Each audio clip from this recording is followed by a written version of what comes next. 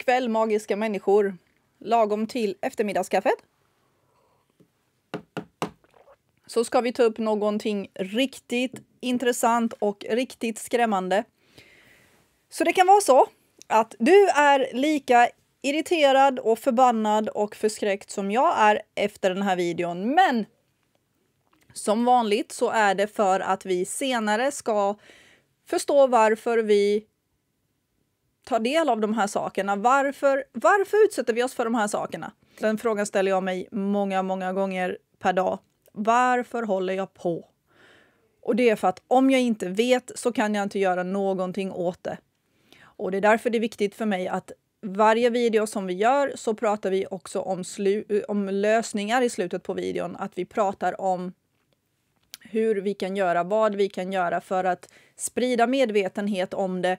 Och inte för att vi ska sitta stilla och inte göra någonting och vänta på att en stor frälsare ska lösa allting åt oss, utan för att vi ska ta ansvar och lösa det själva. Innan jag går in på dagens ämne så vill jag säga att på torsdagar klockan 21:00 kör jag på engelska på plattformen People for People min liveshow Unmasking the Narrative. Jag gör det här på engelska också för att jag har många engelska följare, inte engelska följare men engelsktalande följare från hela världen, och det är dags att jag börjar inkludera allihop i detta. Och det har visat sig vara en väldigt bra idé, så nu när jag har testkört det här programmet några gånger så verkar det som att det är verkligen någonting som jag kommer att fortsätta med. Nu i torsdags, det vill säga igår, nu när jag spelar in det här så blir torsdags igår, då hade jag med mig min gode vän som gäst, Mikael Sassio, och vi pratade om socialtjänsten, om barnhandel, om massa sådana här saker. Och det kommer vi köra en del 2 på nästa vecka. Så du vill verkligen tune in på det här. Och den är inte textad utan det här är på engelska. Men jag har en till nyhet. Och det är att nu startar jag en ny kanal på YouTube. Den kommer vara städad från alla sådana här saker. Och den kommer bara vara fokuserad på lösningar. På hur man mår bättre i sig själv. Hur man förändrar sig själv och sina skuggsidor och allting som man själv kan bli bättre på. För att vi vet att i slutändan så är det faktiskt bara oss själva vi kan förändra för att förändra världen till det bättre. Kanalen kommer bara vara fokuserad på lösningar, på må bra-saker, meditationer, på massa sådana här bra. Och det kommer ge mig mer utrymme till att skapa vackra saker, att skapa någonting som gör att folk mår bra, som skapar glädje och så vidare och så vidare. Om jag hinner konfigurera hela skiten innan så kommer jag droppa en länk till den i den här kanalen. Där kommer vi inte prata om de här sakerna som händer i världen mer än att vi kommer nämna någonting för att sen prata om lösningar, för att prata om hur vi ska ta oss förbi det här, ta oss vidare och så vidare och så vidare och så vidare. Ja, du fattar. Jag har en annan nyhet också, och det är att jag har nu startat ett projekt som har att göra med alla de många kidnappningar som sker i Sverige av barn av staten. Det ska vi inte prata om mer här idag, utan det kommer vi prata om mer i Unmasking the Narrative. Och jag har skickat ut en post på Facebook och på Instagram där jag ber folk att kontakta mig, och det finns några sådana här meriter som jag söker för att kunna hjälpa till i det här projektet. Och jag har nu samlat ihop ett gäng och jag ska fylla ett par platser till. Så ni som har hört av er, några av er kommer få svar och sen så kommer jag stänga det här projektet så att det inte blir alldeles för övermäktigt, för att nu är det dags att skrida till handling. Med det sagt, det var ett långt intro men viktigt intro. Låt oss gå in på det som jag vill prata om idag. Okej, är du redo? Andas in. Andas ut. Så här ser det ut. L-ledamot vill forska på artificiella livmödrar. Riksdagsledamoten Joar Forssell, Liberalerna, vill att Sverige ska satsa på forskning om artificiella livmödrar. Du hör rätt. Naturlig graviditet är en av de farligaste saker som livmoderbärare och för den... Okej. Jag klarar inte ens av en hel mening innan det kom ett sånt här nytt woke-ord. Livmoderbärare. Du menar kvinnor. För det är faktiskt bara kvinnor som kan föda barn. Okej. Så nu rättade jag till den meningen. Naturlig graviditet är en av de farligaste saker som kvinnor och för den delen ofödda barn kan utsättas för. Det är fel. Det är inte korrekt information. Det är också en av de naturligaste sakerna. Det är den naturligaste saken. Den civilisatoriska utvecklingen kräver att framsteg görs i riktning att avlasta människan från denna naturliga men hopplöst föråldrade bördan. Lyssna. Den här människan säger att graviditet och att föda barn är en föråldrad börda. En föråldrad börda. Det är alltså en motion som har lämnats in. Man måste kunna rädda liv om man kan, säger Forsell till GP. Och så tänker du, det här måste vara en fejkartikel. Aida, nu har du skitit till ordentligt. Det här är en fejkartikel. Nu får du verkligen skärpa dig med din research. En framtid utan graviditeter. Här är motionen som jag pratade om. En framtid utan graviditeter. Motionen bereds i utskott. Här är det inlämnad 4 oktober detta år. Granskad 4 oktober. Hänvisad 17 oktober. Det står på riktigt. Här är förslag till riksdagsbeslut. Riksdagen ställer sig bakom det som anförs i motionen om att genomföra en satsning på forskning om artificiella livmödrar och tillkännager detta för regeringen. Motiveringen. Forskning kring artificiella livmödrar är viktig av flera skäl. Reproduktiv frihet är en central fråga för livmoderbärares frigörelse och artificiella livmödrar erbjuder kvinnor och andra individer möjligheten. Vänta lite, där har vi det igen. Andra individer. Möjligheten att välja och kontrollera sin reproduktiva hälsa utan att vara begränsade av biologiska eller sociala faktorer. Detta främjar autonomi och självbestämmande över den egna kroppen. Intressant, för jag tycker det här gör precis tvärtom. Dessutom kan forskning kring artificiella livmödrar minska ojämlikheter inom reproduktiv vård. Personer som av olika anledningar inte kan genomgå en graviditet på det vanliga sättet, till exempel på grund av medicinska tillstånd, till exempel för att det är en man, skulle kunna ha tillgång till liknande möjligheter som andra, som kvinnor. Detta bidrar till att skapa en mer rättvis tillgång till reproduktiv teknologi och vård. En annan viktig aspekt är att artificiella livmödrar avlastar den fysiska bördan av graviditet. Graviditet och moderskap är mycket påfrestande. Genom att utveckla teknologin kring artificiella livmödrar kan samhället bidra till att fördela ansvaret för föräldraskapet mer jämlikt mellan könen. Det ger kvinnor möjlighet att delta fullt ut i arbetslivet. Okej! Där har vi det. Nu kom vi till sanningen. Här har vi vad det handlar om. Därför att det är inte en börda för kvinnan att vara gravid. De flesta kvinnor, om du pratar med dem, kommer du se att graviditet är en vacker och mysig sak för kvinnan. Fullkomligt naturlig. Men det är ju såklart jobbigt när kvinnan inte kan delta fullt ut i arbetslivet och andra delar av samhället utan att bära bördan av graviditet. Du vet, när man är gravid så är inte bördan graviditeten. Det är att en höggravid kvinna förväntas arbeta. Det är onormalt att en gravid kvinna ska arbeta. Till en viss punkt kan hon det. Det är inte så samhället fungerar, utan det är förväntat att kvinnan ska kunna arbeta precis som vem som helst, som alla andra, trots att hon är gravid och faktiskt bygger ett liv, en fullt fungerande människa i sin mage. Det står här.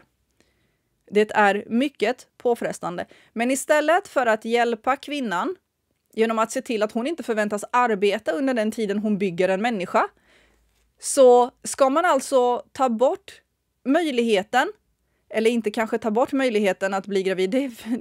Det ska bli intressant hur de vill att det ska funka.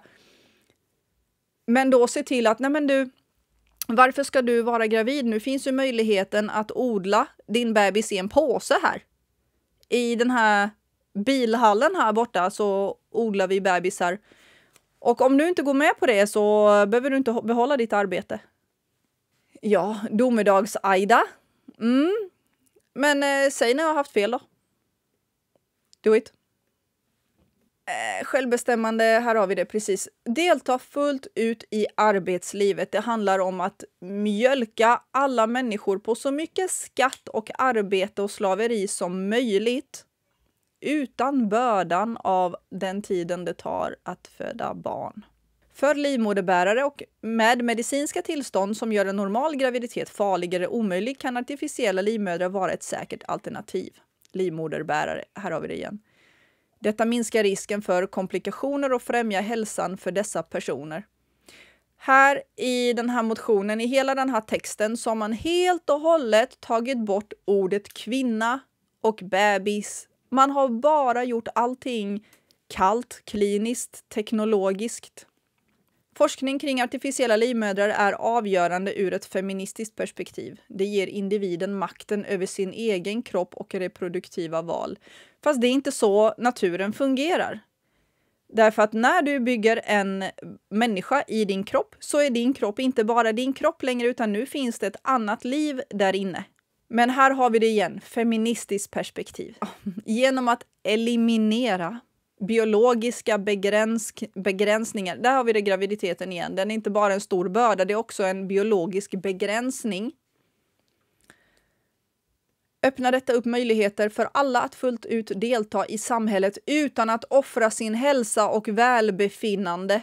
Att skapa ett barn, att bära en liten bebis, kallas nu att offra sin hälsa och välbefinnande.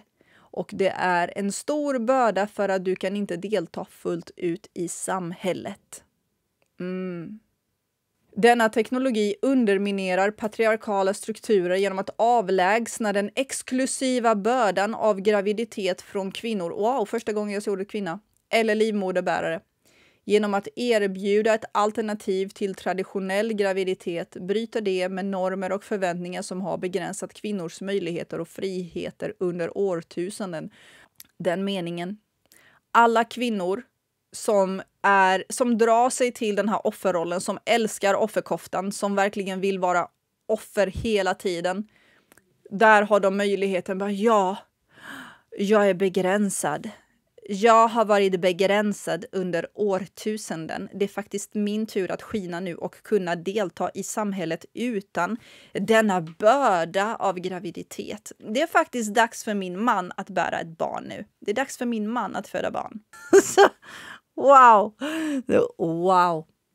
Forskning på detta område utmanar även den traditionella könsrollen genom att ge alla individer oavsett kön, oavsett de 96 könen, möjlighet att vara föräldrar utan biologiska begränsningar. Det är ett kraftfullt steg mot jämlikhet och feministiska mål. Där har vi det, feministiska mål. Att kvinna ska inte vara kvinna, man ska inte vara man. Och bebisar ska amma från män. Och allting ska vara artificiellt. Frigör kvinnor, här har vi det. Det ska frigöra kvinnor från fysiska bördor. Och kvinnor bara, så alla fysiska bördor som tvingar mig att föda barn och vara kvinna. Den fysiska bördan av att vara kvinna. Hemskt. Nu kan jag delta i samhället. Nu kan jag delta i samhället utan någon fysisk börda. Det är så synd om mig hela tiden. Naturlig graviditet är en av de farligaste sakerna. Det är 3:e gången de nämner det. Som livmoderbärare och för den delen ofödda barn kan utsättas för. Och artificiell är inte det. Det är jättesäkert. Mycket bra för bebis att ligga i en påse. Om du undrar varför jag säger ligga i en påse så vi ska gå in på det. Därför bör möjligheterna att genomföra en nationell eller europeisk satsning för vetenskapliga framsteg inom det här området undersökas. Jag säger dra åt helvete! Nästa steg för konstgjorda livmödrar, att testa på människor. Här är en artikel från MIT Technology Review. Föreställ dig en värld där spädbarn födda i veckan 22 eller 23 skulle kunna ha en kraftigt ökad chans till överlevnad. Det är en helt annan sak än det som har presenterats hittills. Och här står det respekt, den heter Respekt livet, katolsk rörelse för livet. Att jag tar upp den här är inte för att jag är religiös på något sätt. Som sagt, jag sysslar inte med organiserad religion. Jag måste vara extra tydlig när det är över 13 000 tittare och följare och folk tittar inte på hela, lyssnar inte ordentligt, läser inte ordentligt. Så jag måste ofta förklara saker ganska tydligt. Här är en av de sakerna jag förklarar. 14 juni 2022 skrevs den här. Kina experimenterar med mänskliga embryon i konstgjord livmoder. Big surprise att Kina gör det. En konstgjord livmoder där foster kan växa på ett säkert sätt övervakade av en robot ses av kinesiska forskare som ett genombrott för framtidens barnafödande. Kineser är också de som har under lång tid bestämt att flickor ska man inte ha, pojkar ska man ha och så vidare och så vidare. Så det här är ju ett perfekt sätt för dem att välja vilka som ska få leva och inte. Kritiker pekar på juridiska och etiska frågetecken. Ja, no shit. Ja, det här är intressant också. Detta i ett land som står inför de lägsta födelsetalen på flera årtionden. Forskare i Suzhou, Kinas östra Jiangsu-provins, säger att de har utvecklat ett system med artificiell intelligens som kan övervaka och ta hand om embryon när de växer till foster i en artificiell livmodermiljö. Detta sker redan med ett stort antal djurembryon för tillfället. Det är korrekt, jag ska visa dig sen. Säger forskarna i en rapport som publicerades i den kinesiska tidskriften Journal of Biomedical Engineering. Där hävdar de även att tekniken skulle kunna bidra till att lösa några stora reproduktionsproblem för människor. Den konstgjorda livmodern är en behållare där musembryon växer i en rad kuber fyllda med näringslösning, säger teamet som leds av professor Sun Haixuan. Jag blir bra på det här med kinesiska. Knutet till Kinas vetenskapsakademi. Det robotsystem som nu skapats kan övervaka embryona i detalj dygnet runt, står det i forskningsrapporten. AI-tekniken hjälper maskinen att upptäcka minsta förändring hos embryon och finjustera koldioxid och näringstillförseln. How cute! Systemet kan även rangordna embryon efter hälsa och utvecklingspotential. När ett embryo utvecklar en allvarlig defekt eller dör, varnar maskinen. Jag tycker att du ska läsa resten av det här. Jag vill först ge dig en stor bild av vad det är som pågår just nu. Kina har alltså hållit på med det här i ett antal år, experimenterat.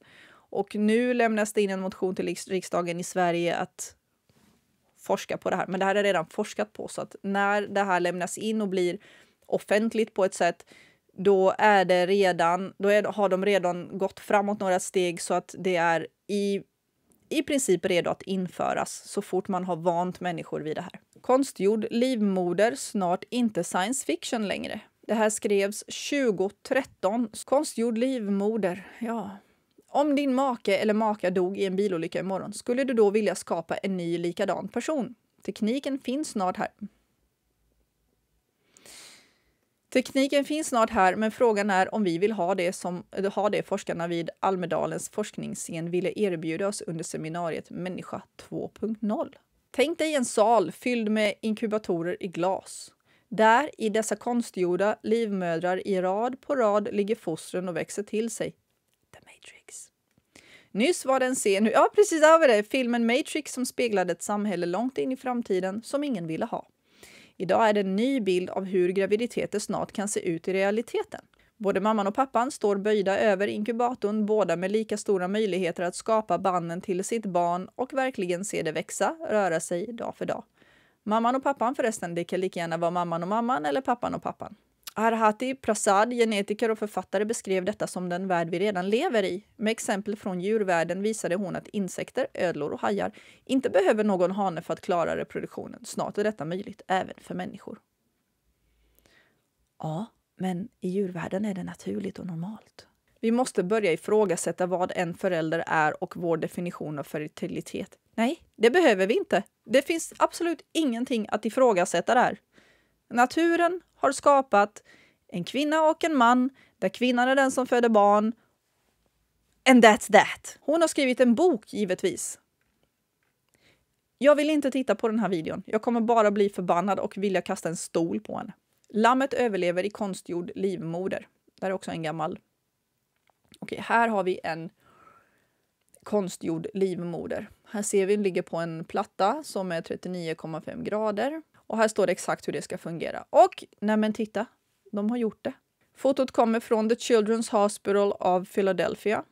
Det här lammet kommer från en artificiell livmoder. Nu tror forskarna att tekniken ska kunna användas till människor. Det var publicerat 26 april 2017.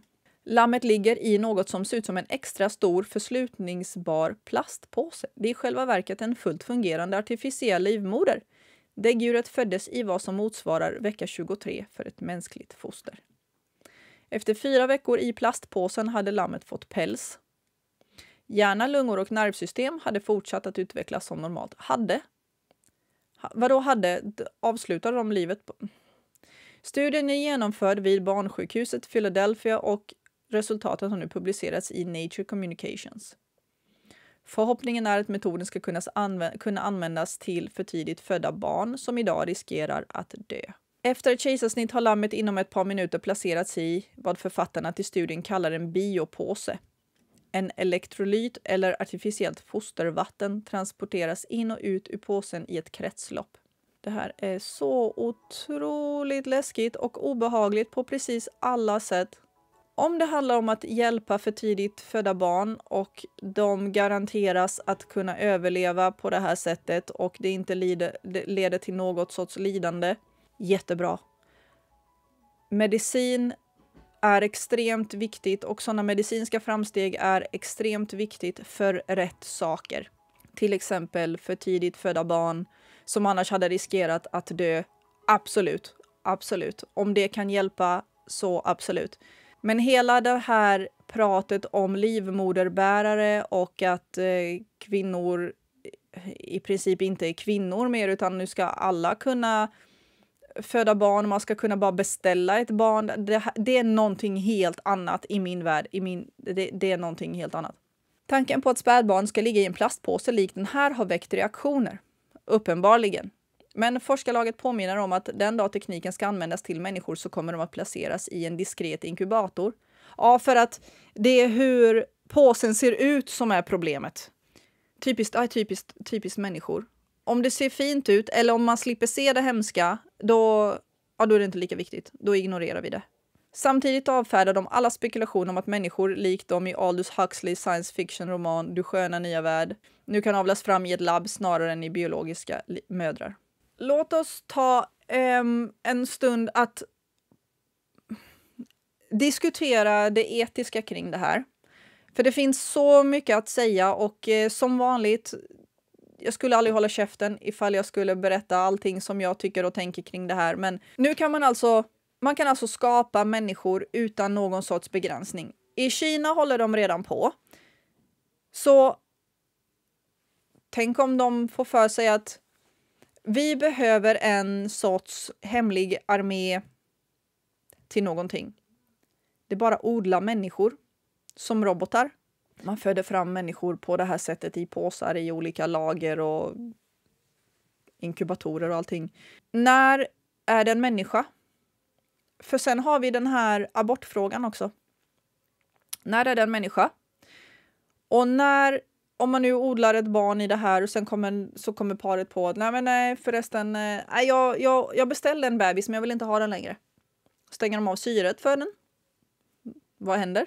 När får den här människan mänskliga rättigheter? Om någonsin? Är det efter att den är registrerad som en människa? Hur skiljer det en person som har odlats fram på det här sättet från en robot, en AI? Jag har så svårt för de här sakerna därför att det här är så fruktansvärt onaturligt. All form av självbestämmande, vi pratar ju om kvinnors rättigheter igen. Och kvinnors rättigheter går före allting annat i hela världen.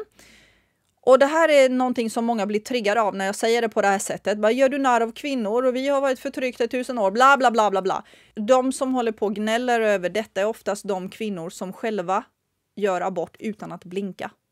Alltså jag pratar inte om en tidig abort när det fortfarande inte är en person, men sen när det har hjärtslag, när bebisen har hjärtslag och suger på tummen och allt, det är liksom ganska rätt tidigt inpå. Och sen till och med de som tycker att sena aborter är okej. När man faktiskt plockar sönder kroppsdelar från ett fullt fungerande barn inne i magen.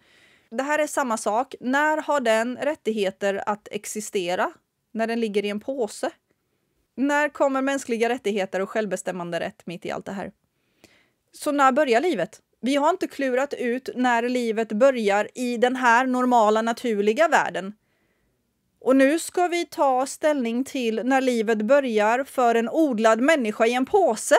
I en fabrik, i en jäkla bilhall, var som helst. Vi har möjligheter, vi har teknologiska kunskaper som är helt makalösa, men de används något så fruktansvärt fel. Vi kan inte ens bestämma oss för när livet börjar i magen på en kvinna på det naturliga sättet innan vi börjar odla liv. När räknas de som riktiga människor? Givetvis är det riktiga människor, men enligt de som bestämmer, enligt de som har odlat fram den. Hur funkar det med återlämna? Men vi har ändrat oss, jag vill inte ha den längre. Vad händer med den? Säljs den? Vi vet redan hur det funkar med människohandel, med barnhandel. Det är den största businessen i hela världen, barnhandel. Vad kommer detta göra? Vad kommer det här göra? Det är inte ens registrerade barn, det är bara de är odlade. De existerar inte i något system. De finns ingenstans, men de kan skapas. För de vidrigaste, mest fruktansvärda människor och syften som du kan tänka dig. Och som du faktiskt inte ens kan tänka dig. För vem kommer det vara tillgängligt? Är det rika människor som ska odla barn? För de som har möjligheter att skaffa barn på det här sättet?